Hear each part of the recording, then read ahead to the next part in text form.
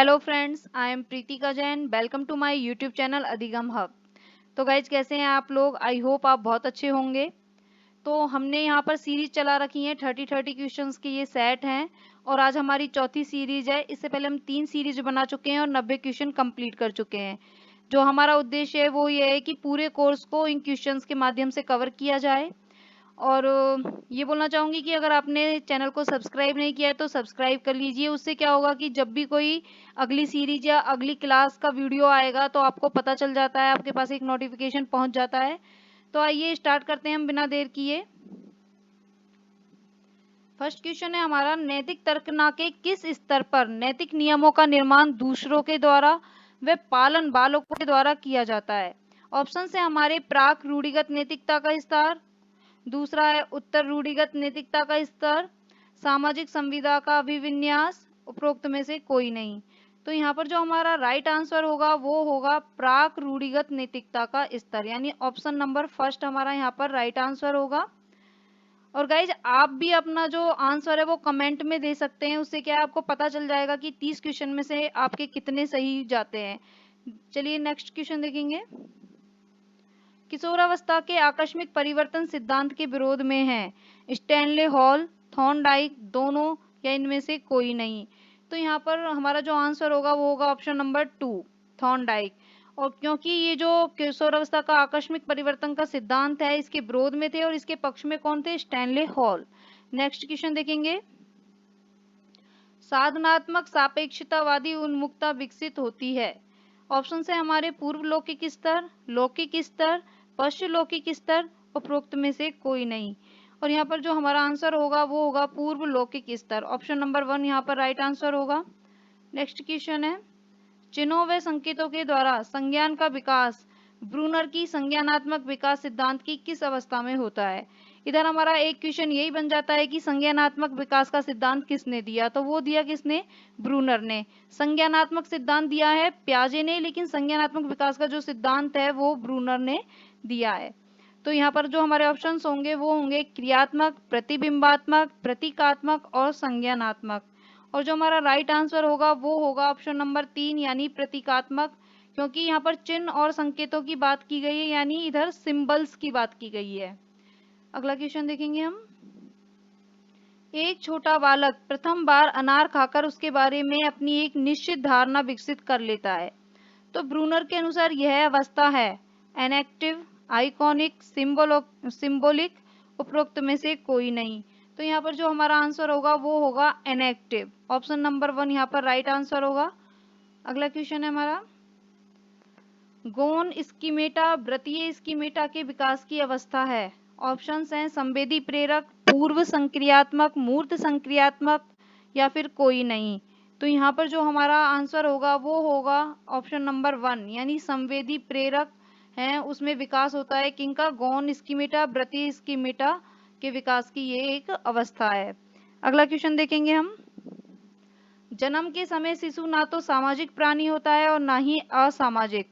यह कथन किसने दिया? Hurlock, Crow and Crow, Shaffer, उपरोक्त में से कोई नहीं। तो ये जो कथन है वो दिया क्रो एंड क्रो ने। ऑप्शन नंबर 2 राइट आंसर होगा।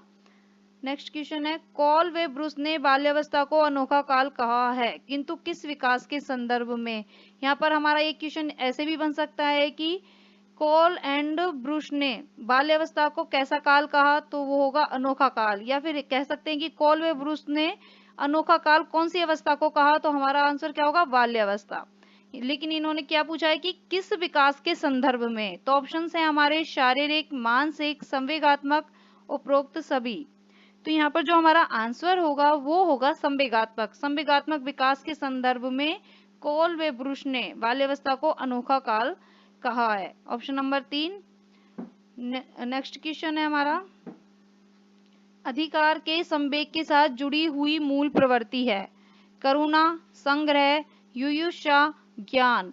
तो यहाँ पर देखिए अधिकार मतलब अधिकार जमाना, तो ये कौन सी अवस्था के लक्षण होते हैं? ये होते हैं बाल्यावस्था में। तो यहाँ पर जो अधिकार से संबंधित होगा वो होगा संग्रह। ऑप्शन नंबर 2 हमारा राइट आंसर होगा, क्योंकि जो बाल्यावस्था होती है उसमें बच्चा संग्रह करता है, मतलब अपनी चीजों पर एक अधिकार जमाता है। अगला क्वेश्चन देखेंगे हम। अधिगम का तात्पर्य और विशेषता है सही कूट का यहाँ पर हमें चयन करना है, व्यवहार में अपेक्षाकृत स्थायी परिवर्तन, जीवन पर्यंत चलने वाली प्रक्रिया, उचित विकास का सदैव सकारात्मक सहयोगी या पर्याय और समायोजन में सहायक। तो देखिए यहाँ पर बताना है कि कौन कौन सी अधिगम का जो विशेषताएं वो सही हैं। तो देखिए व्यवहार में अपेक्षाकृत स्थायी परिवर्तन होता है, ये बिल्कुल सही है। और ये जीवन पर्यंत चलने वाली प्रक्रिया है, यह भी सही है।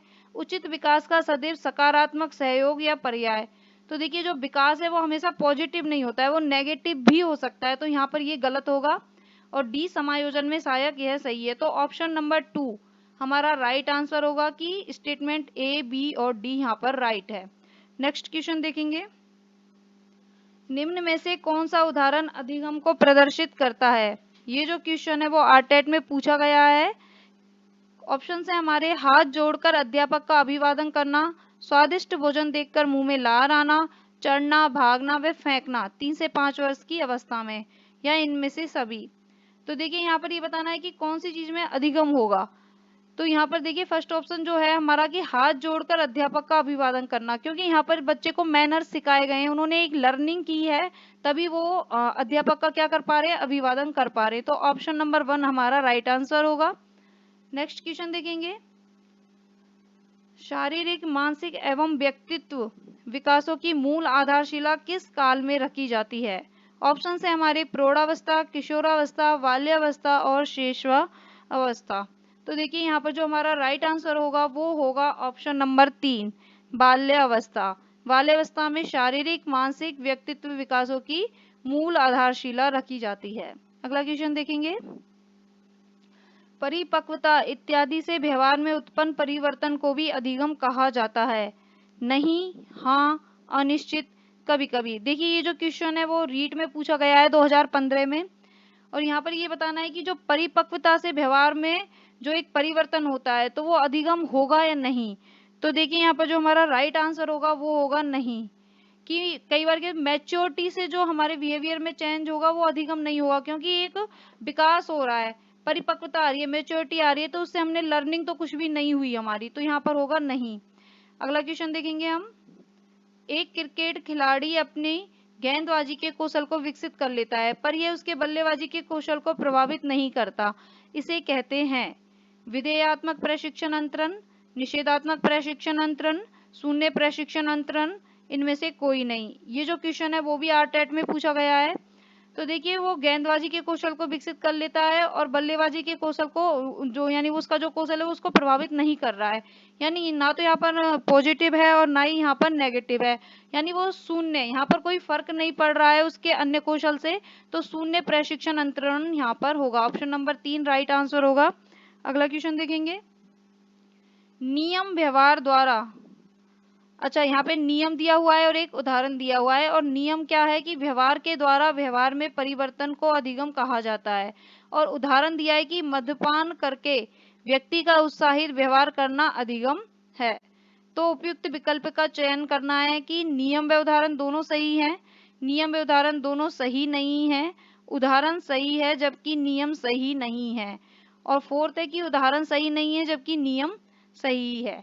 अब देखिए नियम को देखते हैं हम सबसे पहले कि व्यवहार के द्वारा व्यवहार में परिवर्तन को अधिगम कहा जाता है, तो ये तो बिल्कुल सही बात है, अगर हमारे व्यवहार में कुछ परिवर्तन हो रहा है तो उसे तो हम अधिगम कहेंगे, तो यहाँ पर नियम सही है। उदाहरण है कि मद्यपान करके व्यक्ति का उत्साहित व्यवहार करना या उत्तेजित व्यवहार करना अधिगम है, तो ये जो इधर उदाहरण दिया है कि इससे उसके व्यवहार में कोई परिवर्तन नहीं हो रहा है, वो मद्यपान के द्वारा वो उत्तेजित व्यवहार कर रहा है, तो ये उदाहरण गलत होगा। तो यहाँ पर ऑप्शन नंबर 4 हमारा आंसर होगा कि उदाहरण सही नहीं है जबकि नियम सही है। Option number 4। नेक्स्ट क्वेश्चन देखेंगे, व्यवहार का करना पक्ष है, अधिगम का भावात्मक क्षेत्र, अधिगम का गतिक या क्रियात्मक क्षेत्र, अधिगम का मनोवैज्ञानिक क्षेत्र, अधिगम का ज्ञानात्मक क्षेत्र। तो देखिए यहाँ पर करने पर बात की गई है डूइंग, तो डूइंग में क्या होगा, मतलब एक क्रियात्मक, कोई क्रिया तो जरूर होगी ही होगी, तो यहाँ पर ऑप्शन नंबर 2 अधिगम का गतिक या क्रियात्मक जो क्षेत्र है वो करना से संबंधित होगा। अगला क्वेश्चन देखेंगे हम, 5वीं कक्षा का बालक साइकिल चलाना सीख रहा है, यह किस प्रकार का अधिगम है। संज्ञानात्मक अधिगम, भावात्मक, मनोगत्यात्मक, उपरोक्त में से कोई नहीं। तो देखिए वो साइकिल चलाना सीख रहा है, तो यहाँ पर मोटर स्किल्स काम कर रहे हैं, तो यहाँ पर जो होगा वो किससे संबंधित होगा, किस प्रकार का अधिगम होगा, मनोगत्यात्मक। ऑप्शन नंबर थर्ड हमारा राइट आंसर होगा। अगला क्वेश्चन देखेंगे, जेपी गिलफोर्ड के अनुसार अधिगम है सोच में परिवर्तन, ज्ञान का सर्जन, अनुभव प्राप्त करना, व्यवहार में परिवर्तन। तो जो जेपी गिलफोर्ड हैं उनके अनुसार अधिगम होगा व्यवहार में परिवर्तन। ऑप्शन नंबर 4 हमारा राइट आंसर होगा। नेक्स्ट क्वेश्चन है, पूर्व निर्मित व्यवहार में अनुभव द्वारा परिवर्तन ही अधिगम है, यह किसने कहा? क्रॉनबेक, कॉल्विन, थॉर्नडाइक, गेट्स। तो ये जो कथन है वो कहा कॉल्विन ने। ऑप्शन नंबर 2 यहाँ पर राइट आंसर होगा। नेक्स्ट क्वेश्चन देखेंगे, अपनी प्रेमिका की रुचियों व अभिवृत्तियों के बारे में सचेत रहना किस प्रकार का अधिगम है? भावात्मक अधिगम, गत्यात्मक अधिगम, संज्ञानात्मक अधिगम, अभिवृत्त्यात्मक अधिगम। तो यहाँ पर जो हमारा आंसर होगा वो होगा ऑप्शन नंबर 3 यानी संज्ञानात्मक अधिगम। अगला क्वेश्चन देखेंगे हम, अधिगम प्रतिफल का तात्पर्य है बालक के व्यवहार में होने वाला परिवर्तन, शिक्षक की शिक्षण विधियों में होने वाला परिवर्तन, पाठ्य पुस्तक का परिमार्जन, उपरोक्त में से कोई नहीं।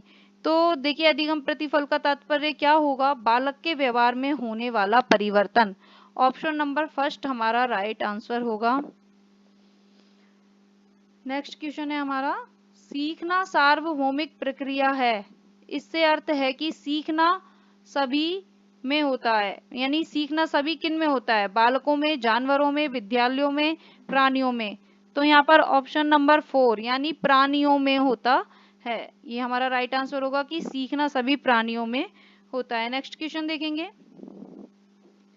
शिक्षा मनोविज्ञान में सीखना लक्ष्य तक पहुंचने के उपायों को निश्चित करना है, यह अधिगम की किस श्रेणी को प्रदर्शित करता है? अधिगम प्रक्रिया, अधिगम की विशेषताएं, अधिगम के नियम, अधिगम के सिद्धांत। तो देखिए यहाँ पर लक्ष्य तक पहुंचने की बात की कही गई है, तो ये जो होगा यहाँ पर हमारा राइट आंसर वो होगा अधिगम की प्रक्रिया। एक प्रोसेस होती है लर्निंग प्रोसेस, उसको यहाँ पर वो प्रदर्शित करता है। Option number 1। नेक्स्ट क्वेश्चन देखेंगे, अधिगम होता है उद्देश्यपूर्ण एवं लक्ष्य निर्देशित, ये सभी, सार्वभौमिक, वातावरण की उपज। तो यहाँ पर हमारा आंसर होगा ऑप्शन नंबर 2 ये सभी, यानी जो अधिगम है वो उद्देश्यपूर्ण और लक्ष्य निर्देशित होता है, सार्वभौमिक होता है, और वातावरण से भी हम मतलब बाह्य वातावरण से भी हम क्या करते हैं, अधिगम करते हैं, कुछ ना कुछ सीखते जरूर है।